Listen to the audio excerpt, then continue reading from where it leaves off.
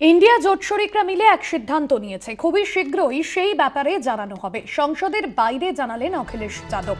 কিসের ইঙ্গিত দিলেন সপা প্রধান? ইন্ডিয়া জোট শরিকরা মিলে একটা সিদ্ধান্ত নিয়েছে এবং সেই সিদ্ধান্তের কথা তিনি সংসদের বাইরে জানালেন। খুব শীঘ্রই সেই বিষয়ে জানানো হবে সংসদের বাইরে, এমনটাই জানালেন অখিলেশ যাদব। কিসের ইঙ্গিত দিলেন সপা প্রধান? हमारे इंडिया गठबंधन के लोग भी मिलकर के कुछ तय किया है। बहुत जल्दी आपको जानकारी मिलेगी। मुझे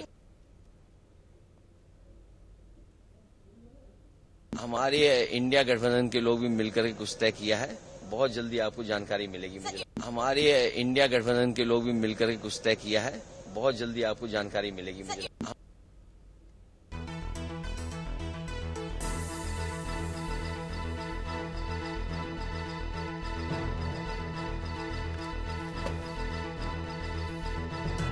শীঘ্রই সেই বিষয়ে জানানো হবে। ইন্ডিয়া জোট শরিকরা মিলে এক সিদ্ধান্ত নিয়েছে সংসদের বাইরে, এমনটাই বললেন অখিলেশ যাদব।